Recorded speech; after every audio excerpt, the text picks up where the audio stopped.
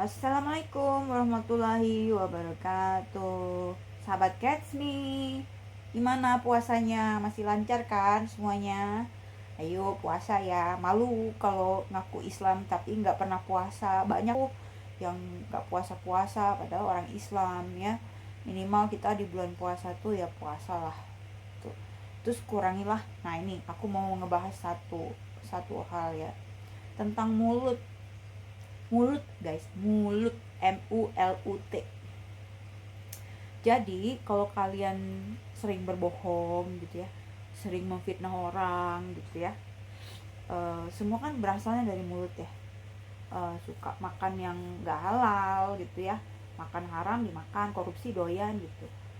Oke, kalau memfitnah orang, wah rajin gitu ya, ngata-ngatain orang, nyebar-nyebarin berita-berita busuk yang tidak benar tentang orang, itu kan fitnah ya. Itu hati-hati guys. Kenapa? Karena ternyata mulut orang yang seperti itu, doanya nggak pernah dikabulin sama Allah. Nah, ngeri banget gak sih?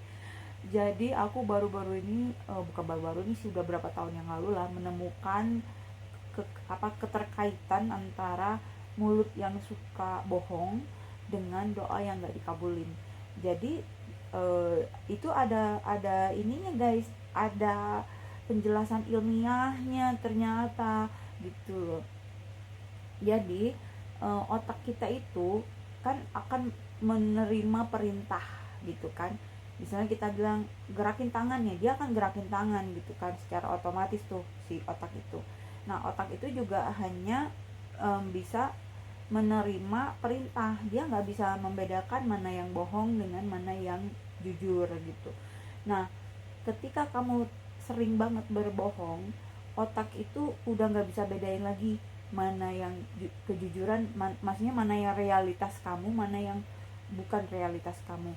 Sehingga ketika kamu berdoa, dia juga nggak bisa menangkap tuh sinyalnya, ini berdoanya minta apa, beneran minta atau bohongan, itu dia kacau gitu.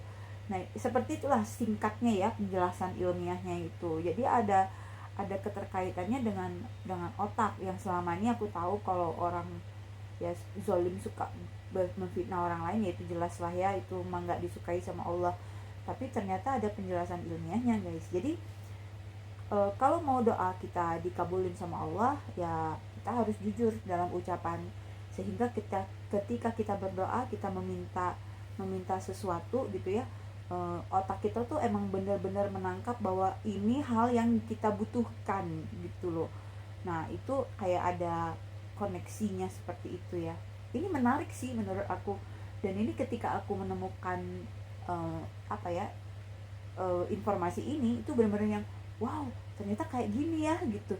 Jadi ingat, kalau mau doanya dikabulin sama Allah, mulai dari mulutnya dijaga, mulutnya harus bersih gitu, baik dari perbuatan yang jahat ya, memfitnah orang itu kan jahat, atau dari makan yang haram. Nah dua ini jaga sehingga otak kalian nggak bingung gitu loh.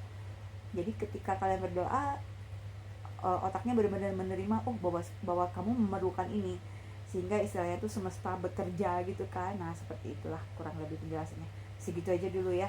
Kalau mau riset lebih jauh ya Google aja sendiri gitu keterkaitan ini ya. Aku sih udah nemu gitu ya gitu. Oke guys, gitu aja kisah aku kali ini.